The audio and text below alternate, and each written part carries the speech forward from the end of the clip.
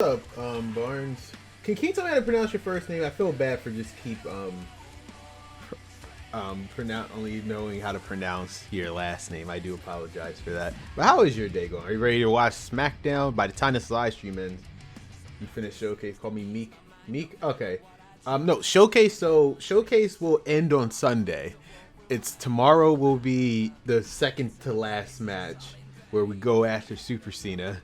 We got trolled in the first one, but Sunday will be the end of Showcase, so you can look forward to that if you haven't already.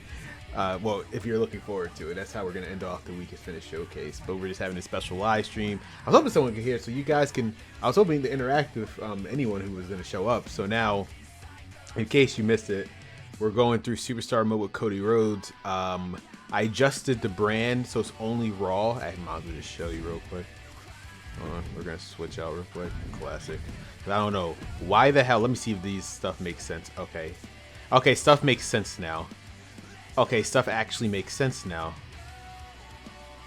Although no, it doesn't, because why is the that makes sense. That makes sense. Oh, I'm already fighting Brock. Let's do it. This is a Champions Edition. Oh man. Okay, I am losing it. I'm gonna have to adjust one match though. Okay, everything else is fine except for this because they're idiots, but don't worry, we can fix that. We can fix this.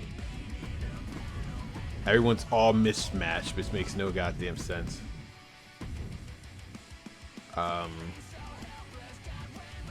Who was in the match? I don't remember. Emma was in the match, but Indy Hartwell, Candace, Rhea was in the match. I don't remember who was in the match, but we're fixing it. I think Natalia. We're gonna try to do all the teams that we currently have. For Rousey and then Marnie's in the match. DeVille and Green should be a team. I guess we're switching it. I know Carmella was in the match, but I'm gonna get Katana.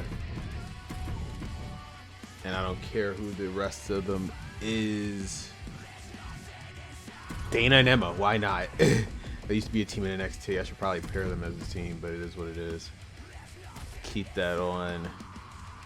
So I adjusted the match table to make it accurate to past month of Raw.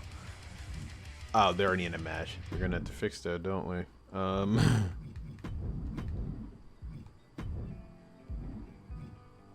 What? God damn it. Liv Morgan's already in a match. So who the hell is not in a match? Natalia, Raquel. Sure, I don't care. This is a stacked Raw. This is a Champions Edition of Raw. Every title's on the line. Holy crap! I did not book this. This is why I say you gotta let the AI do its thing. I didn't book this. Mustafa Ali and Gunther, just like real life. I did not book this. This actually makes. I had to adjust this one. The other one didn't make any sense. Katana, that should be interesting. The Judgment Day, that should be interesting. What do you think about the current GM mode? What I think about current GM mode, I think it's for what it is. I think it's fine. They luckily with the newest patch, they added because the one major problem was it was actually the only workable mode at launch because the game was of course always busted. That was the really only playable mode. And one thing, the only gripe was with Triple Threat and Fatal 4 match, you couldn't put the title on the line, but they patched that in. So otherwise, I think it's a pretty solid mode. Does it compare to 2007's and 2006, 7, and 8 GM mode? No, you can't. They can never replicate that because that can require too much effort. One of the problem is we can't. If they allow us to customize the championships for the brand, I'll be fine with that, but then it'll be a little too much like universe mode. People argue you should merge both of them together. No, what I think they should do is have it like 2007, 8 and really focus on the GM side of things. Like all the they almost have it with the stats and the money, but the other one went so much more in depth. Pick out certain storylines, like pick exactly which storyline would play on your brand with the exact star rating. So until they get, hopefully next year, because again, they got Brian Williams, the guy who worked on the game since I think Just Bring It all the way to WWE before they got bought out by 2K. So he knows how GM modes work. You got Peacock. I'm watching old match. Of course, I got Peacock. The only way I can watch premium live events. Even though I know Canada, they haven't still got the WWE Network. That's another issue. I wish they would have stayed with the WWE Network. It's so much more better. But yeah, I try time to time watch old stuff. That's the good thing about the WWE Network / Peacock is you watch old classic stuff. But yeah, in terms of GM mode though, it's fine for if this is how GM mode is going to be. I am fine with that. My only thing that I wish they would do to really make it a standalone thing, they got to re-add that story thing where you can buy certain storylines by certain writers, and then what you would call it, you can let it play out like a 5-star storyline. It can cost a lot of money, but it's gonna get you that rating. That's the one thing I wish they would add, and also put more emphasis on the contracts of certain superstars. Like if Roman Reigns is the main eventer, he should be arguing with me every week. Like if they could get that in depth, I think they're almost there. If like the next game, it's probably too late me like vouching for this. Like since Roman Reigns is like obviously the main guy, he should be arguing with me like every other week, saying, "Okay, I'm the champion, so I don't have to wrestle this week or whatever." Like universe mode and exactly. That's why I said WWE 12 will single-handedly have the best universe mode because it's so unpredictable. Right? Like WWE 12, I might have to play WWE 12 on stream one day just to really show you why that is the undefeated universe mode to this day. They've never been able to replicate it.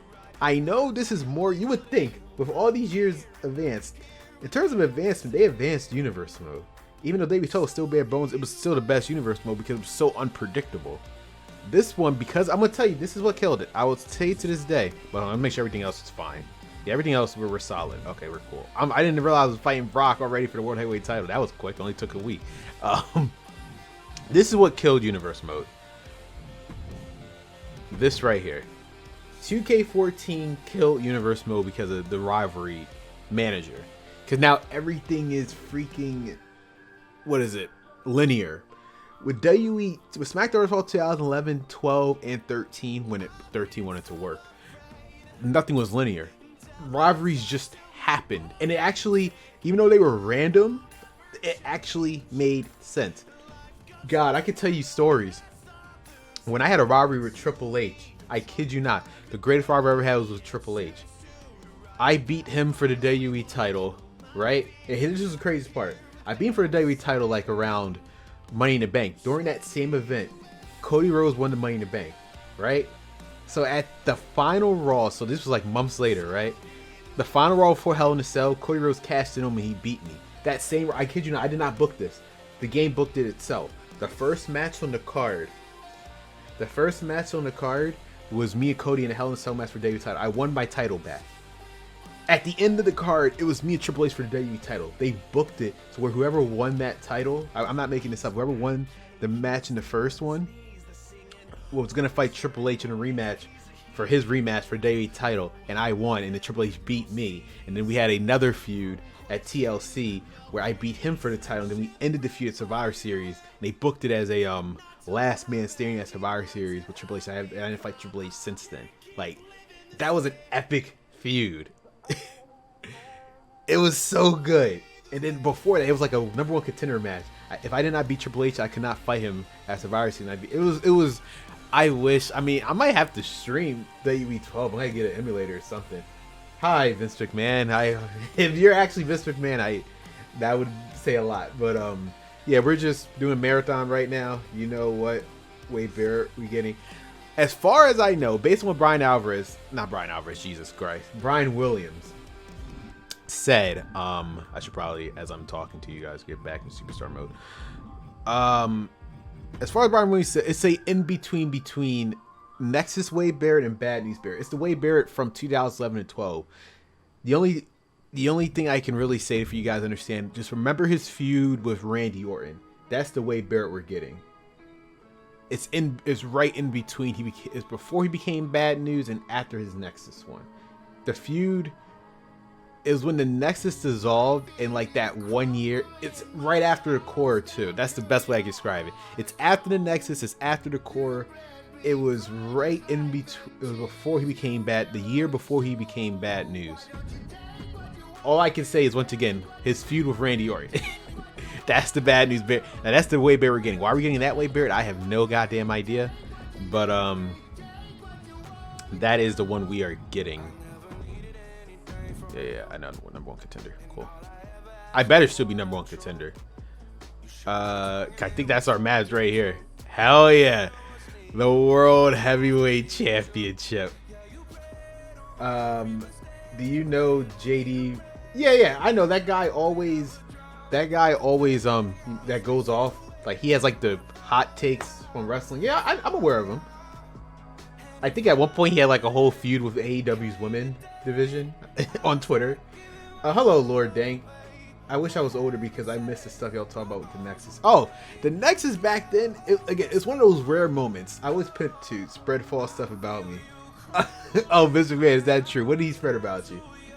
Please elaborate. And Lord Dank, the Nexus, right? The Nexus in the CM Punk pipe bomb was one of the rare times after I was old enough to realize wrestling was fake, obviously, that for a brief moment, I thought that stuff was real. When the Nexus debut, I thought that was real.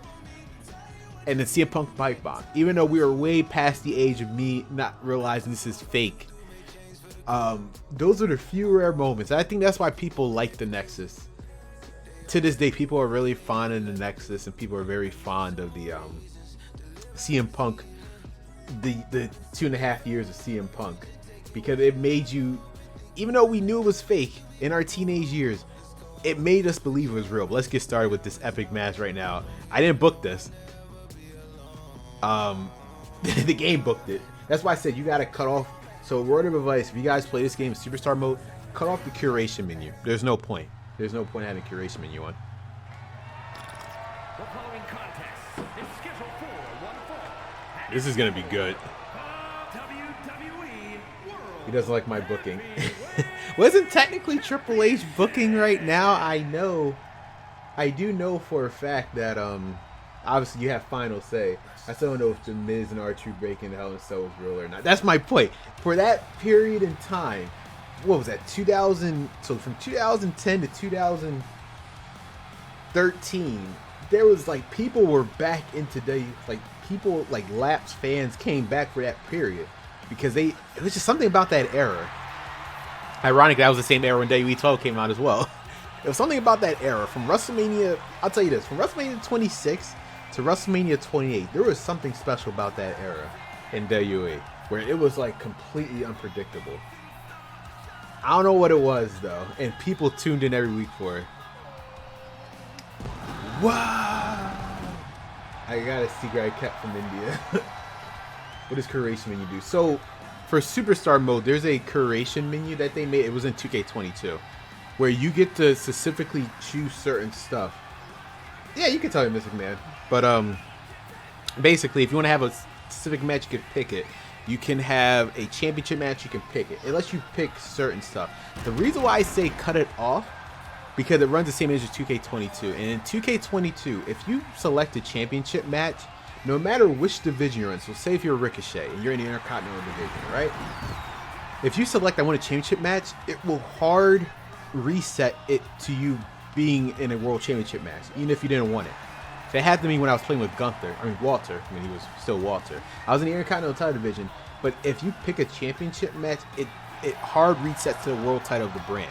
So when I say the best way to go about Superstar mode is to set up everything before you switch to Superstar mode. So if you set up that match, say we want certain championship matches happening on a week or whatever, set it. And go into Superstar mode, play it out like I'm doing right now, and just let the universe mode play out for what it is. And you saw that card that was booked. That wasn't, I set the match table and it booked it itself. It was pretty accurate minus the women's tag team.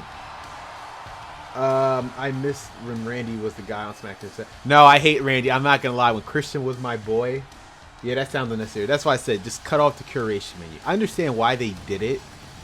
It was because like for casual people, I get it, but just cut it off.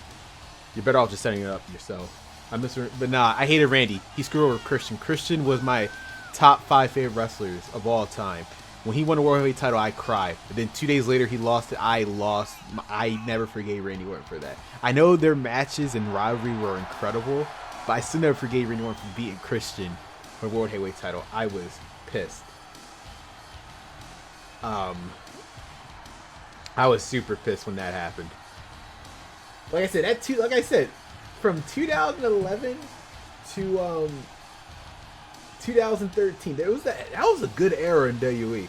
I cheat on Linda with Stormy Daniels. Is that so? I have no idea who Stormy Daniels is, but I understand. My favorite wrestler of all time was Cry when Miz cashed in. Oh, I think a lot of, like I said, it was that 2011 era was so crazy. Well, that was late 2010 when that happened. It was a crazy time. I think right after WrestleMania 26, when Shawn Michaels retired, that's when crap hit the ceiling. Like, everything was insane. Miz winning, main eventing WrestleMania, defeating John Cena, The Rock came back, Undertaker and Triple H had their epic WrestleManias back to back. It was insane.